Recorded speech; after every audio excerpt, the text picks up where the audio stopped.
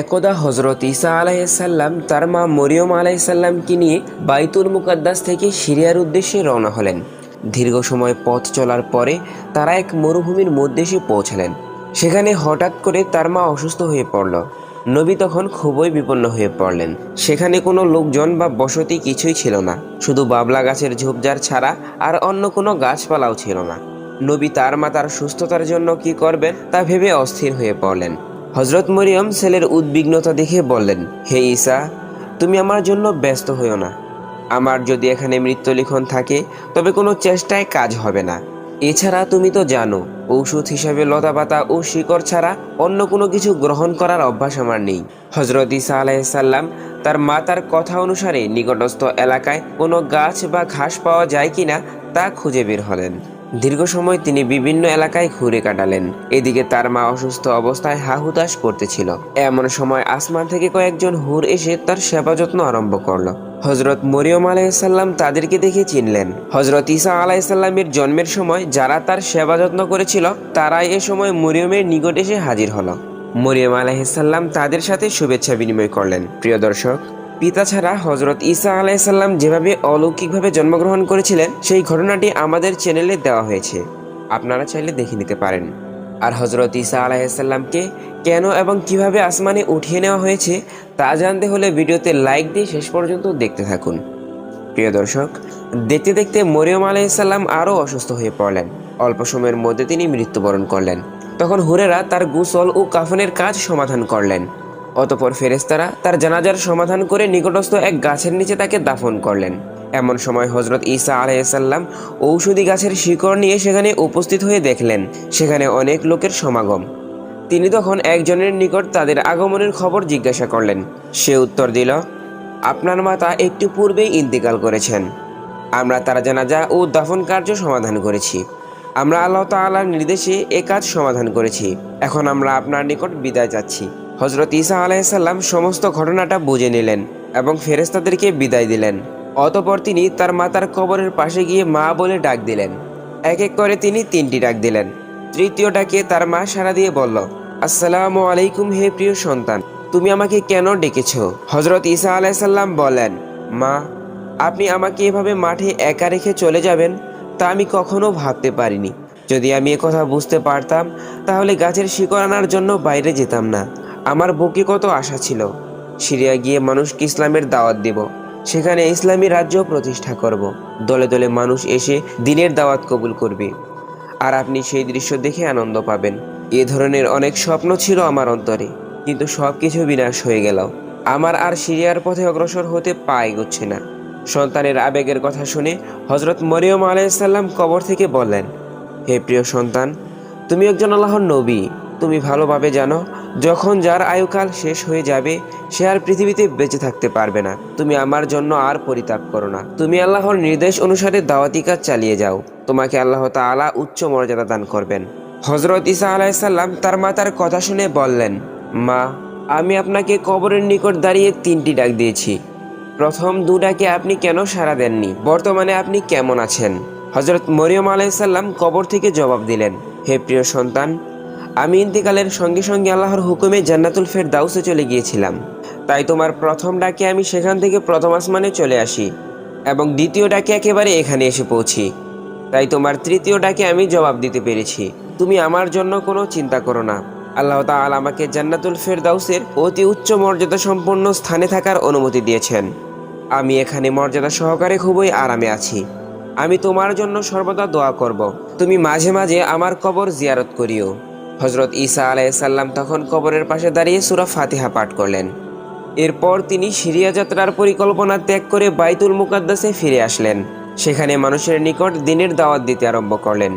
এভাবে বেশ কিছুদিন অতিক্রম হওয়ার পরে তার প্রতি ওহী নাজিল হলো। তার নিকট আল্লাহ তাআলা ইনজিল কিতাব প্রেরণ করলেন। একদিন জনসমাবেশে তিনি বললেন, আল্লাহ তাআলা পূর্ববর্তী বিধান অনুসারে আমার নিকট নতুন কিতাব নাজিল করেছেন। অতএব তোমরা এখন থেকে পুরাতন কিতাবের হুকুম বর্জন করে নতুন কিতাব অনুসরণে জীবনযাপনের অঙ্গীকার গ্রহণ করো। হজরত ঈসা আলাইসাল্লামের মুখে কথা শোনা মাত্র ইহুদি ও বনি ইসরায়েলরা ক্ষিপ্ত হয়ে উঠল। তারা বলল, এ যাবৎ তোমাকে আমরা খুব ভালো লোক হিসেবে মান্য করতাম, এখন তুমি সেই সুযোগে আমাদের পূর্বপুরুষদের ধর্ম নষ্ট করার পরিকল্পনা গ্রহণ করেছ। নিজে শরীয়ত তৈরি করে তা আমাদের উপর চাপিয়ে দেওয়ার চেষ্টায় মেতে উঠেছ। তোমার এই অপরাধ আমরা ক্ষমা করব না। তুমি এই ষড়যন্ত্র পরিত্যাগ করো, না হয় আমরা তোমাকে হত্যা করব। নবী তাদের জবাবে জানালেন, তোমরা আমাকে হত্যার ভয় দেখাচ্ছ? এটা আমার নিকট অতি তুচ্ছ ব্যাপার। আমি আল্লাহর নবী। সেই হিসাবে আল্লাহ তাআলার নির্দেশ অনুসারে জাতিকে দ্বীনের দাওয়াত প্রদান করাই আমার দায়িত্ব। অতএব আমি তোমাদেরকে এ পথ গ্রহণের জন্য বিশেষভাবে অনুরোধ জানাচ্ছি। অন্যথায় আল্লাহ তাআলার গজব জমিনে নেমে আসবে, যেমন গজব নেমে এসেছিল পূর্বেকার নবীদের জামানায়। বনি ইসরায়েলের মুসলমানেরা নবীর দাওয়াতের পরিপ্রেক্ষিতে দুভাগ হয়ে গেল। কতকজন পূর্ববর্তী নবীর প্রচারিত ধর্মকে আঁকড়িয়ে ধরল, আর কতকজন হজরত ঈসা আলাইসাল্লামের দাওয়াত গ্রহণ করতে সম্মত হলো। হজরত ঈসা আলাইসাল্লামের অনুসারীরা ইসরায়েলিদেরকে বলল, তোমরা হজরত জাকারিয়া আলাইসাল্লাম ও হজরত ইয়াহিয়া আলাইসাল্লামকে হত্যা করেছ, আবার এখন হজরত ঈসা আলাইসাল্লামকে হত্যা করার চেষ্টা করছ। এটা জাতির জন্য এক বিপজ্জনক তৎপরতা। তোমরা এ ধরনের পরিকল্পনা থেকে বিরত থাকো। হজরত ঈসা আলাইসাল্লাম অবশ্যই আল্লাহ তাআলার একজন খাস নবী। তিনি যেসব মজেজা তোমাদেরকে প্রদর্শন করেছেন, তন্মধ্যে মৃত্যুকে জীবিত করা, চির অন্ধকে আরোগ্য করা ও কুষ্ঠরোগীকে সুস্থ করা ইত্যাদি প্রমাণই তার নবী হওয়ার জন্য যথেষ্ট। অতএব তোমরা ঘৃণিত পরিকল্পনা ত্যাগ করে তার প্রতি ঈমান আনো। বনি ইসরায়েলিরা ধর্মপ্রাণ মুসলমানদের কথা শুনে তাদেরকে শাসন করতে দ্বিধা করল না, উপরন্তু নবীকে হত্যা করার পরিকল্পনা আরও জোরদার করল। নবীর নতুন শরীয়তের কথা প্রচার হওয়ার সাথে সাথে বনি ইসরায়েলিদের মধ্যে বিভিন্ন রকমের আলোচনা ও সমালোচনা আরম্ভ হলো। কতক লোক নবীর বিরোধিতায় মেতে উঠল, আবার কতক লোক হজরত ঈসা আলাইসাল্লামের নিকট কালেমা পাঠ করে ইসলাম গ্রহণ করল। হজরত ঈসা আলাইসাল্লাম আরেকদিন আরেক জনসভায় বললেন, আল্লাহ তাআলা হজরত মুসাকে শনিবার দিন ইবাদতের জন্য নির্দিষ্ট করে দিয়েছিলেন, আর আমাকে দিয়েছেন রবিবার দিন। অতএব রবিবার দিন কাজকর্ম ব্যবসা বাণিজ্য করা হারাম। ওই দিন আল্লাহর ইবাদত করে তার প্রেরিত কিতাব তেলাওয়াত করে এবং মানুষকে সৎ কাজে উৎসাহ ও মন্দ কাজ থেকে বিরত রাখার চেষ্টা করতে হবে। কোনো পার্থিব কাজে মনোনিবেশ করা যাবে না। যারা এ হুকুম অমান্য করবে তারা আল্লাহর প্রতি অসন্তুষ্ট হবেন। তাদের উপর বিপদ ও আযাব আসার অধিক সম্ভাবনা রয়েছে। অতএব আমি বনি ইসরায়েল সম্প্রদায়ের সকলকে এ দাওয়াত কবুল করার জন্য বিশেষভাবে অনুরোধ করছি। তিনি আরও বললেন, হে ইসরায়েল সম্প্রদায়ের ভাইয়েরা, আমি তোমাদেরকে আরও একটি সুখবর দিতে চাই। তোমরা জেনে রাখো, আল্লাহ তাআলা আমার প্রতি যে কিতাব প্রেরণ করেছেন তার হুকুম আহকাম আমি তোমাদের মাঝে প্রতিষ্ঠিত করার চেষ্টা চালিয়ে যাব। আমার পরে তোমাদের নিকট আর একজন শ্রেষ্ঠ নবী আসবেন। তার নিকট প্রেরিত কিতাবের নাম হবে কোরআন। তিনি পৃথিবীর সর্বশ্রেষ্ঠ এবং সর্বশেষ নবী। তার নাম হবে আহমদ। তোমরা যারা তার সাক্ষাৎ লাভ করবে এবং তার দিনকে কবুল করবে, তারা দুনিয়া ও আখিরাতে উভয় ক্ষেত্রে সর্বশ্রেষ্ঠ সম্মানী ব্যক্তি হবে। আর যারা তার নিকট প্রেরিত কিতাব পাঠ করবে, তারা লাভ করবে অশেষ সওয়াব ও মর্যাদা। এ প্রসঙ্গে হজরত ঈসা আলাইহিসসালাম আরও বললেন, হে কওম, তোমরা জেনে রাখো, শেষ নবীর প্রতি নাজিলকৃত কিতাব যা কোরআন নামে প্রসিদ্ধ লাভ করবে, এবং এ কিতাব লক্ষ লক্ষ মুসলমান মুখস্থ করার সৌভাগ্য লাভ করবে। অথচ ইতিপূর্বে কোনো নবীর প্রতি নাজিলকৃত কিতাব সম্পূর্ণভাবে কোনো মানুষ মুখস্থ রাখেনি। শেষ নবীর এই শরীয়ত পৃথিবীতে কিয়ামত পর্যন্ত অপরিবর্তিতভাবে কায়েম থাকবে।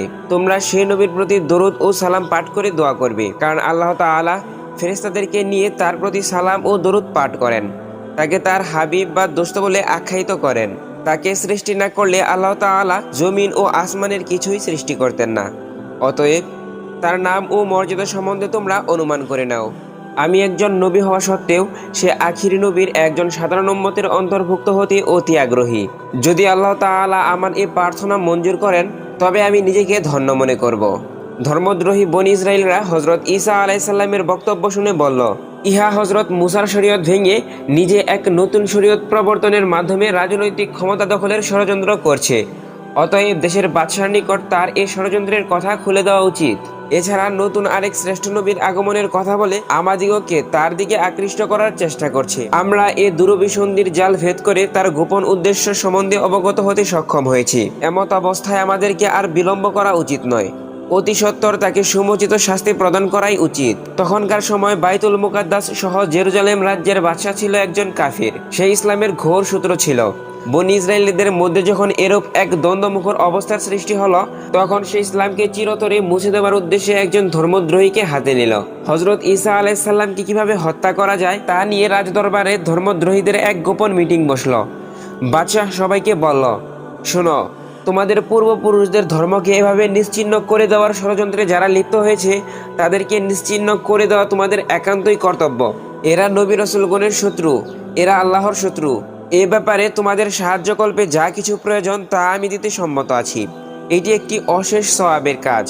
এতে আমি অংশীদার থাকতে পারলে নিজেকে ধন্য মনে করব। বাদশাহর উৎসাহ দানের পরে সকলেই সমবেতভাবে সিদ্ধান্ত নিল যে তারা হজরত ঈসা আলাইসাল্লামকে সর্বক্ষণ অনুসরণ করবে এবং তাকে হত্যার পরিকল্পনা করে তারা মিটিং শেষ করলো। পরের দিন থেকে তারা নবীর পিছনে লেগে গেল। সর্বক্ষণ তাকে অনুসরণ করে ধর্মদ্রোহীরা পর্যায়ক্রমে নিয়মিত ডিউটি দিতে আরম্ভ করলো। অনেক দিন যাবৎ তারা নবীকে একাকী পাইবার চেষ্টা করেও সফল হলো না। মুসলমানেরা যখন কাফিরদের মারমুখী অবস্থা লক্ষ্য করলো তখন তারা রীতিমতো নবীকে পাহারা দিয়ে রাখার ব্যবস্থা করলো। ফলে কাফেররা নবীকে আর একাকী ধরার কোনো সুযোগ পেল না। অবশেষে কাফেররা সিদ্ধান্ত নিল নবীর প্রহরীদের সহ আক্রমণ করা হবে। তারা সর্বদা নিরস্ত্র থাকে, অতএব তাদেরকে কাবু করা খুব কঠিন হবে না। একদিন হজরত ঈসা আলাইসাল্লাম তার সঙ্গীদেরকে নিয়ে আইনে সালুম নামক স্থানে এক গৃহে পৌঁছালেন। এ খবর জানতে পেরে কাফেররা দলবদ্ধভাবে সে গৃহ ঘেরাও করল। এ সময় হজরত জিব্রাইল আলাইসাল্লাম সেখানে উপস্থিত হয়ে ঘরের ছাদ ফাটিয়ে হজরত ঈসা আলাইসাল্লামকে ঊর্ধ্বলোকে আসমানে উঠিয়ে নিয়ে গেলেন। নবীকে সোজা চতুর্থ আসমানে তুলে নিয়ে বিশ্রামের জায়গা করে দিলেন। এদিকে কাফেররা দীর্ঘ সময় ঘর ঘেরাও করে রাখার পর যখন দেখল হজরত ঈসা আলাইসাল্লাম ও তার অনুসারীরা ঘর থেকে বের হচ্ছে না, তখন তাদের সর্দার সয়ীব এক উলঙ্গ তরবারি নিয়ে লাফাতে লাফাতে ঘরের মধ্যে ঢুকে পড়ল। ঘরের সকল কক্ষে হজরত ঈসা আলাইসাল্লামকে তন্ন তন্ন করে খুঁজেও তার কোনো পাত্তা পেল না। তখন সে বাইরে তার দলের নিকট ফিরে আসতে আরম্ভ করলো।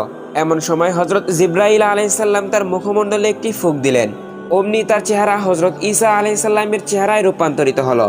এমত অবস্থায় যখন সে বাইরের দলের নিকট আসলো তখন তারা তাকে হজরত ঈসা আলাইসাল্লাম ভেবে আক্রমণ করলো।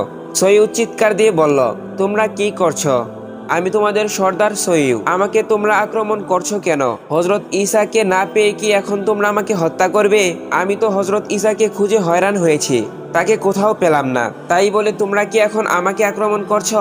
কাফেররা বলল, মানুষ বাঁচার জন্য অনেক বাহানা করে, তুমি এখন বলছো তুমি নাকি আমাদের সর্দার সয়ীদ, তাহলে ঈসা কোথায়? সয়ীদ বলল, তোমরা বিশ্বাস করো, আমি তাকে তন্ন তন্ন করে খুঁজেছি কিন্তু তাকে কোথাও খুঁজে পেলাম না। কাফেররা তার কথা শুনে হেসে উঠল। সয়ীদ জানতো না যে তার চেহারা পরিবর্তিত হয়ে হজরত ঈসা আলাইসাল্লামের রূপ নিয়েছে। তাই সে চিৎকার দিয়ে বলতে লাগলো, ভাইরা, ভুল করে তোমরা আমাকে আক্রমণ করছো।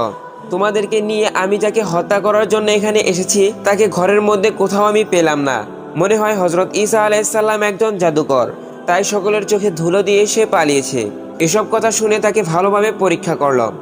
লোকটির শরীরের উপরই ভাগ দেখে মনে হয় সে ঈসা আলাইসাল্লাম, আর নিচের ভাগ দেখলে মনে হয় যে সে সয়ীদ।